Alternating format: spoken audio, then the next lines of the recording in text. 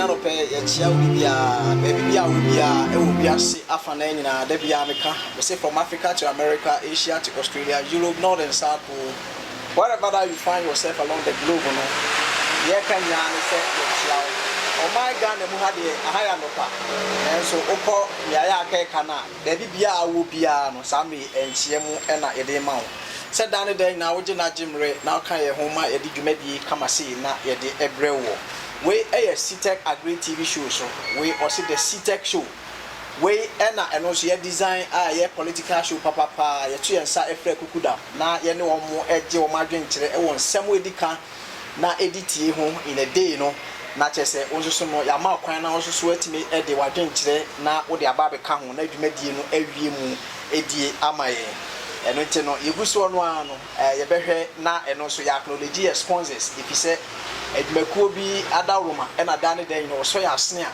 yetimi di dwumadi e bro be kan sa ade ade ka ye Barrister Logistics so ope car papa no ato a be che luxury cars no and ye make luxury cars you win the type of cars na make ho asem no bebre wo be hu Barrister Logistics a wo mo behwe na e car bi a wo hia bia no wo mo etimi e de amount na also I say corporate bodies, institutions, individuals, oba, and once we have who can cheer for no numbers ya esu e wase ni nyina no betimi afre kwanche for na na din sawoso na enema ni na etimi akoyi ama afi Citizen Eye Ghana you trying to say CTech wo mo so ehwe eso ya asne me di dwumadi ebro na ne fa ehwe agriculture so no wo mo so say na me fa nto anim say enei the teaming youth no taba bi enka say na dwumani ho wa fe wa mri umujeni a da bia bonsa bepe adwuma ebi so atimi amoaye enti e fa se agricultural aspect ne de almost labor on technical and of course financial support na eno so watimi e dey start with farming na also watimi anya sika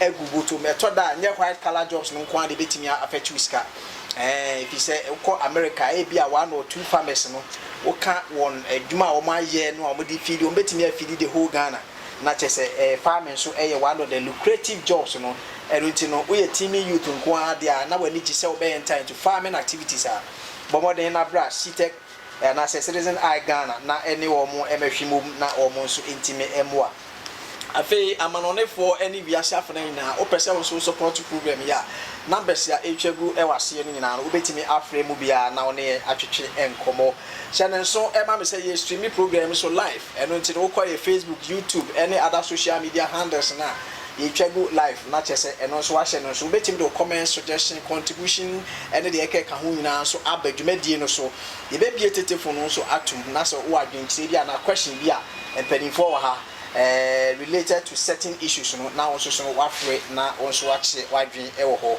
me a me di dwumadi ho chia me media the Collins Nana Ajiman Mr. Mills ena also head of technical division na ewo CTech Agri TV show ha also me me afidie no fuma ama na ebe nyina so etimi awie mu di ama same eno so ne kuche nsem nyina eku krata so e ma ode esma me say ne me fa kwa madwa so na me nkoton enfamra afi Chief Executive Officer Citizen Eye Ghana Alex Kwekutete baby a obi a ye chia wo anopai ene ya hwefo all over the world Sandre se ne ye no da no empanifo atnase dada na so ma me say MPP na ke say MPP na LPG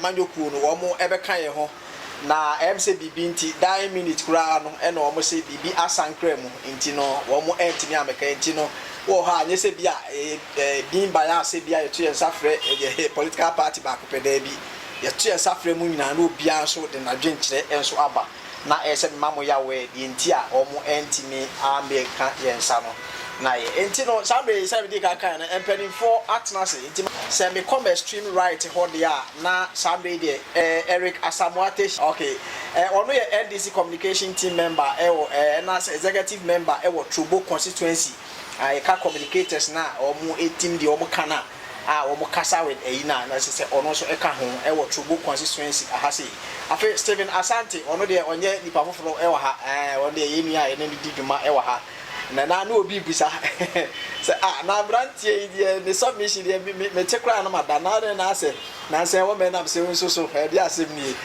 sivo etia na echi kakra sa na tie communicators ni wo mo nhyeda en transisa na we de nyame cha de enei tu kwan kakra watimi aba bedu asundwi me ne ono nso ewa ti Stephen Asante enso NDC communication team member Ayawa so central ono nso ewa ha ena afen nso ye papa enso de ono nso no migidi pa se mo hwe life mo ahunu dadaada ono nso ye papa pekope ewa ha ono nso nya hoho be kan sa de a na ono de ofi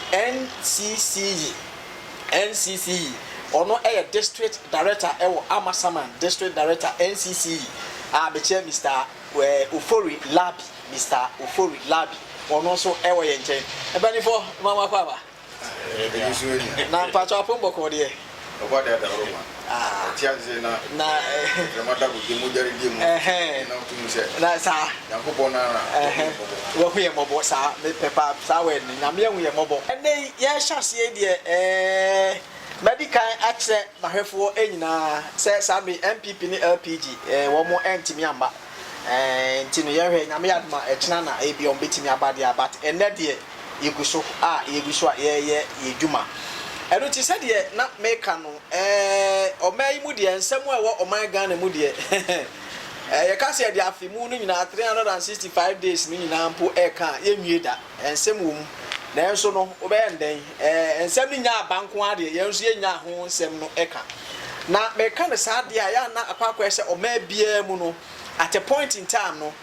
ye de oman no governance no oman ni se de esi bu oman no ehye one political party ba konsa at a time when two political party ntimi nye nsa at a time no omo so aba no omo aba betoto nema ahwese ne oman no but se beko ABCD ho no de ya na ehunya de ehuhia ye kese pa ne se oman no sen na ekro sen ye tikire oman no emu nsem tete sen adwuma wom enne de amba ekeka nyina enso ewom ya no to so nchen so ya na as a non-governmental agencies na NCC enso di mu akotene no wo mo so de o mo ye se aban no ene so o mase no na enso no aban no ense o mo keten wo de o mo ye hu na mu aban ne bo o mo ho bra na enso o mo de o mo ye independent o mo so pe se sebe education ni ade ade enso ana ese etimi de matememufo no o mo so ehwe na o mo de ma ene de misalabi ene ebegina mu eho na ono so e de ama NCC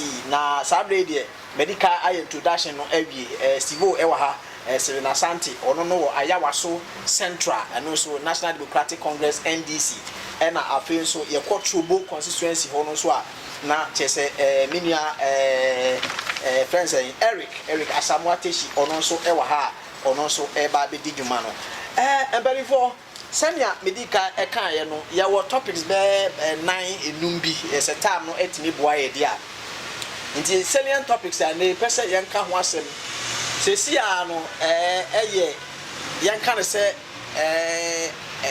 armed robbery ona se eyiniti no obi entimi nyina ba bia nka se asaba we ba eba so ena we aba where obi awo ni opinion but the point we say enade not a single day yenti se armed robbery case aba baby no so no eba so na enya sem kitwa eyesa ha oman ni yi enti ene me ne mpanimfo eba be si hu nkonwa na ye so acheche ya adwena say so na de kra ne neidie armed robbery de bia all over the world hu no ho na so ase ye te oman yi mu eye Ghana fo de ye de ne yedi kaka ase neidie day in day out bia no one ticket say ya what way any ade enti sambe de ma men hyase na men fanfri Eric Asamoateshi eho na Eric and the topic I'm person didi kai enie frequent armed robbery emwa oman empuntu edien na ya ne kofa armed robbery frequent armed robbery eba oman ja mi cha na mi cha mi na ma mi no di na mi cha Ghana for omonya brena amoshe na and then I think the greatest one is on former MDC fraternity okay and then to former president John Dramani Mahama and do so for yesterday I talk about winning a birthday, one is to church. Okay. And then through the enjoyment, he lost his dad. Oh, that's quite unfortunate. They had belated birthday to him, and then at the same time, as he said, condolence to him. Actually, Ghana for and this is for United. Okay. And then we wish him well. This topic is a little bit dicey. Like you said earlier, so this is not the first time I'm going to yeah, the rampant and the consistency. Say, there was no single year. you go without hearing say there is an armed robbery case, and then I think that is the way I think we should look at it and then discuss the topic. People really relate this issue to the fact that there is high unemployment, which I likely agree. Okay. Say yes, there is unemployment, and then there is a saying say the devil finds work for an idle house. It definitely no say human one part there ways and means that people will survive. No, I think that the people will have to do it. But you know, if say a particular problem, increase it to a particular margin, sometimes you go beyond what you can see, and then think about what is really happening, and then what is the cause. Then a share sadi kutupa, and then a share young guys na nasa omo this juma kutupa omo tunya sari no. So all the time, anytime I have the opportunity to discuss the particular topic, I want to go beyond just unemployment. Okay. Because omo here juma na nyamu kana say unemployed. Some of us politically, because of politics, maybe some of us are still unemployed. Okay. But I'm not sure say never option to the public. We are organizing a could be one map or something like that. So I want to just look at this with a different lens, different eye. Okay. Not talking about unemployment. Yes, it's a fact that contributed to all this menace. But I think Ghanaians see Ghana for every single day. It's never your moon lose track on that particular issue. See, fast forward in 2016 election, something happened. And I think it's Ghana for because they were angry and then because they accepted the propaganda of the MPP and I said, they took it like a sinker. They thinking that nothing will really happen. And then yes, nothing will happen. I said, no, you do about and I said, we are reaping what we sowed in 2016. Okay. And I think the silence of the media, Ghanaians, the CSOs, and I think that is the cause of it. And to all of us, who say media need silence to the media was silence to it, and I'll come to that particular problem. And then not just the media, I think that some of the religious bodies, I'm come on to one country, and I think that and the who say problem neighbor, some embracing our own solve the problem. And as I'm wanting to say yes, we are at fault. What is the problem I'm talking about? The number one, we all know say it's a tension man. Nobody it's not negotiable. Et bien tu es discuté de façon où il y a ça c'est placé nous c'est quand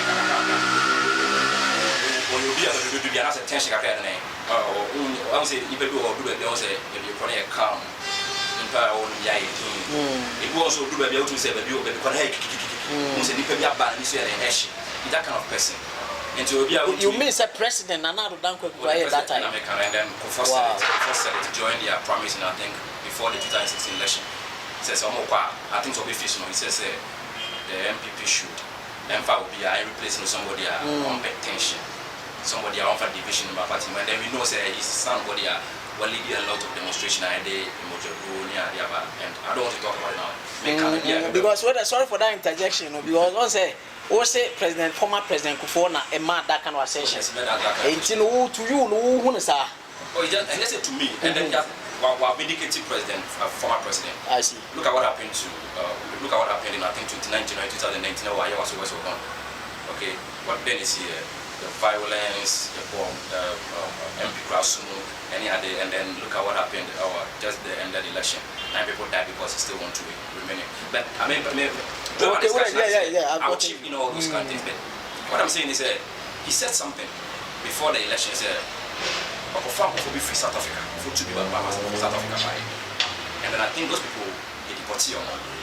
It's not those people are not the Ukrainian people that we deported, but the second attempt, he succeeded in using those two people to train some private security for himself. I think the media got closer to him and asked him why. He said he doesn't trust the Ghana police service. He said they'll do a diligent job during the 2016 election, and so he trusts his own personal security. And he brought those people in to train them. Okay. That was the beginning of the current insecurity. And then the media was quiet, they couldn't speak straight to him and say, Mr. President, I didn't absolutely I promise you in the next 2, 3, 4 years, 5 years, Ghana will be something a very, very terrible and I think that it will be of bad state into let's ignore and then trust the Ghana police. Just like the NDC trusted the Ghana police in 2016 and in 2020. Nana Akufo-Addo denied. And then he went ahead to train his people who train him before. I'm not sure the Ghana police will bring them down. Definitely you will arm them. To those amenities now the army will still be in their possession. It's fast forward after the 2016 election, they did what they did and then they won elections. What are some of the signs in here after the training of their private security?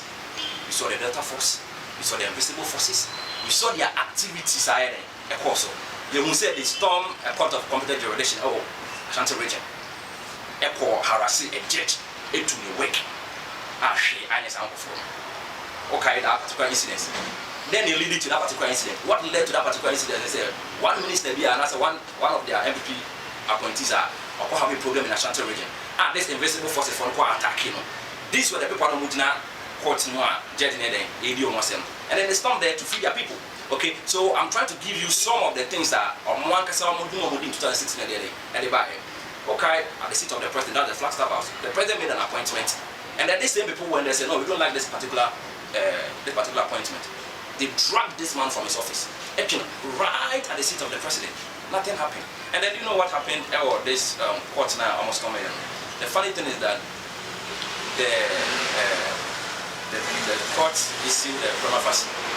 Like I said, oh no, this particular case, we don't have any evidence, so we are discontinuing the case after they harassed the judge to the wake. When people are almost disabled now, live on camera. The court still said there was no evidence. Let's discontinue the case because at the end of the day, it didn't get anywhere. So it tells you the kind of the president and the impunity that he supported, and then the kind of insecurity or supported. After what happened, Ghanaians rose up. We all spoke about it. Radio and then Ghanaians listened. The president listened with an ear. SRT, the Short Commission. The Short Commission came with a recommendation. The first one was the fact that double our leading the tag, okay, should be taken out of the National Security Service. Okay, and then 2 must be prosecuted. You will say I said double down, I said double down. As you speak, double a national security officer or whatever airport or that's what so ask yourself, you may that committee the president necessity or that particular recommendation by the Edgeman as well. The second one has to do with Azubu. Azubu is still in our office, and I remember the recent I think arrest on was CTFM. And he on a company the group on arrest, and then I think Assembly Bar I'm going to push down some business bureau. He was the same person who led that particular I think arrest. So it tells us that the recommendations now free the Short Commission. President now and then one thing that the recommendation or the committee was okay. One thing that the commission is also is that the president on this army and I say on this organizing the standing force of the National Security Service, because you know it's the National Security and NSA standing organization. The National Security, I think it's a collaboration of all the security service, the fire service, the Ghana police, the military. Probably bad from but this particular government, as a standing army, our national security or the recommendation was that just ban those people, those way, the president so okay, this. We are seeing they tell us the president is somebody who doesn't really care about the security of the people. And then on Wakasini Juma or dear proud to start the 16th election is what we are seeing. And I say about what we are and so one thing that I would say is see there are a lot of guns in the wrong hands. And this as a result of political influence, political motivated and I think it is not too late. And I say I think the majority is done by this particular MPP government and not for the Indian. I think it should call all these people and take the guns from them. If he's able to do that, I really believe and I strongly believe the fact that start guns now, this young boys and none of them start to trust them in the bed. We feel the system anymore. And then this start story I had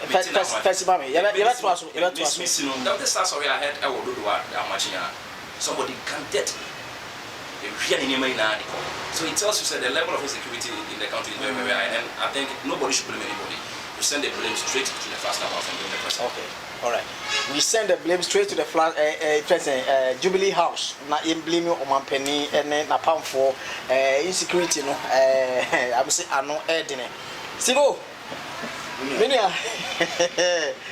Oh, asam da ho no you say Stivo medical trem no kra armed robbery there obi the president go for the kind was we since time immemorial Adam fear be seen the all over the obenya we go back I don't know me nu can say ye ba say na ye hwe situation no with the present condition they say no I say you too rampant me a wa tia ne de e na kakra na so work am yo me nu ameda se be na mafa akonye so achia Stek TV ati phone ya phone na mafa akonya corona so achia me nu no na me brothers ni ma me no mo show we ni sam so be fa akonya corona so achia ayo aso central party executives the party members ni na ma chi o na ma chia me am ward ko me me this ward any manata ward any two coordinators Abdallah any Mandela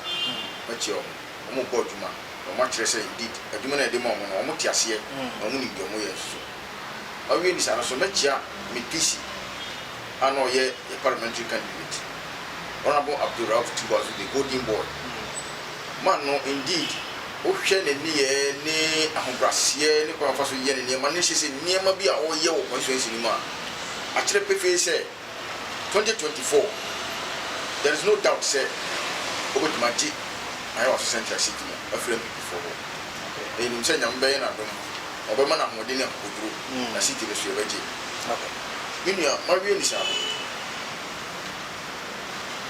mamenka asem kakra ni na me kire o nyama bi e so ma ye nya kasa be hwehwe bi underground mamu say ana ma nya ntiase say ewo Ghana has him. So, okay, I'm a new work a same you know. And this MPP. Me, my Bengan Cassie, in a second of all the national in the yard. Say, she said, no, you're okay, Solomon, among you cool. And you're walking the book at least as one you cool. Hey, a woman, and I do Babu. Yes, King Solomon in the book at Liza. You're King Solomon, I see, among you cool. And you walk. King Nebuchadnezzar so dear I see now King Solomon I want you go there and see party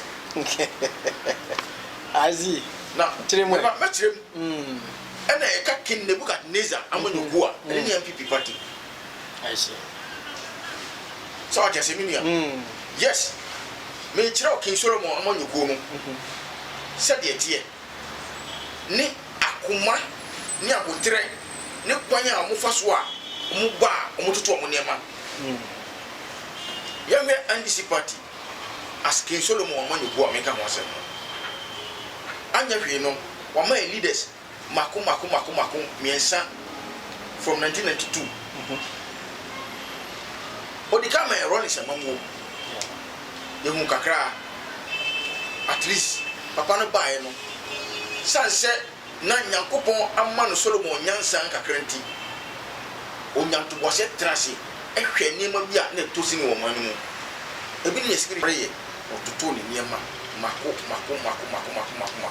niema bi ma na etwe omani se akiri no osia no kwanta tu uhwe ya pom din ni niema bi no mu ne sade na ye niema bia e basa womanu mu a papa ni nyanto bose na oto ni boase regions bi no ma na any hospitals ni ade nyina no onyanto boase nti ansa na papa no obe hand power to King Nebuchadnezzar amobo edikan which is the man paying that Mako His Excellency the former president John Ajikum Kufuor Tama King Solomon oye Rollins not on hand over no edikan my Sunyana Regional Hospital no my whole regional hospital no I say my Cape Coast Regional Hospital because sanse no ye King Solomon asini ntino odadwene konkan hu se nyema binuma e wo se timamuni ehia no nya moto so sane ma no ho a e be boa no e no le sane ma no ye den e bae e na King Nebuchadnezzar momo na make am asem na aye MPP abae no ode introne nada at that time e be kan sama enim e na oji abanyan traso oja abanyan wie ye pe ɛna nneɛma hyɛ ahyɛ sɛ ɛgye agu ɛhɔ security nsɛm san sɔreeɛ afei na wohwɛ yɛ economy sɛde na ɛrekɔ ɛkɔ a n'asante aba fam ɛkɔ a n'asante aba fam adwuma na ɛni hɔ afei de nakɔ a na ɛkɔ soro na wohwɛ san sɛ MPP ɛyɛ King Nebukadnezar mamu nti papa no tra so mfeɛ nwɔtwe menua is on record sɛ mfeɛ nwɔtwe no a papa no bɛnya akwanya ɔtra banya so no yɛntumi anya regional hospital baako koraa under MPP government a na Kufuor ɛna na ɔyɛ president at that time. Not a single regional hospital. I'm telling you, me see any MPP person be okay and now can also do his own research and then challenge what I'm saying. Okay. So what I say, you know to what? Nyame yandum yesa benya another King Solomon Amamobim, which is president Professor Fifi Ivan Satamis. Nyame fa na crazy go bi owo. Ke na ho kwase ke atumwache ho ma no kita. Kwaya no fa so toto ne niema. Ni se de oye na de se odi Ghana be konkan. Basan se ewiase owo krade an kwantimi nginti. Fofi antwata na papa no e de na mamu eko negrachi. Ana nyame san ye adom biem ana osa amaye another King Solomon. No de otu se King Solomon nyansa no okuchiri ni nyina e de chichiri nachi. Na ye frɛ papa no His Excellency John Dramani Mahama. Also, obefa benya tra so apɛ ɛna ohu sɛ ei na me wonu apanyi bi a ne frɛ no John Ivan Satamis na ho basia na odi bu ɔman no sa King Solomon nyansa na me so me de toa so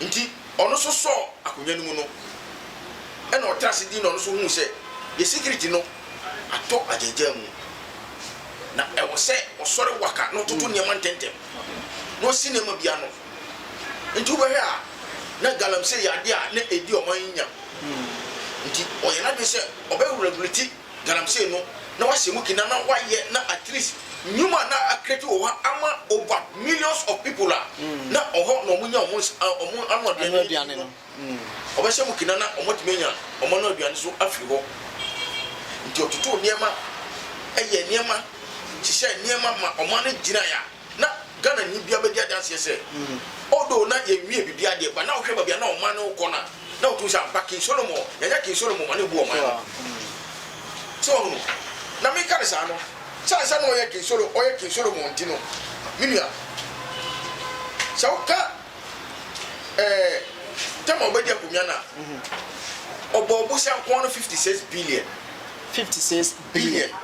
ni 4 years na onyae no 56 billion no sansa His Excellency John Dramani Mahama no ye King Solomon na King Solomon nyansa ne kita nti no na ye hospital ye district hospital no from Kuruma Penso ebesi 2012 na ye district hospital a na ne dodo nyina ye 75 and it's on record obi aso bet ma check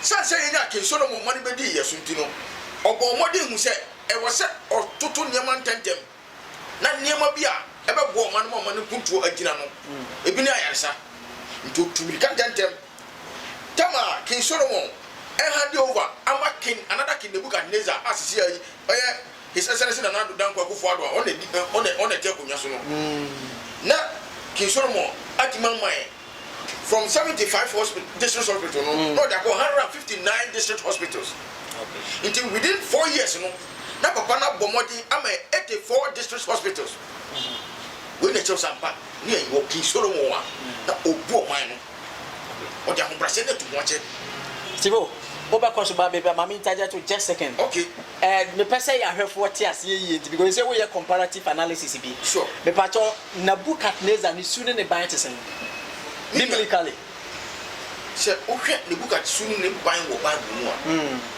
winia this will be our own kind Bible and onti Nebukadnezar amemuase o ya so dia ma eduru obi ti say Nyankopon kra obon no de ne ba asase so no wo tie Nyankopon okay na de Nyankopon ni nsem bia na efri Nyankopon bofo ho back in Nebukadnezar nchen ebe so na da nyina no na omuki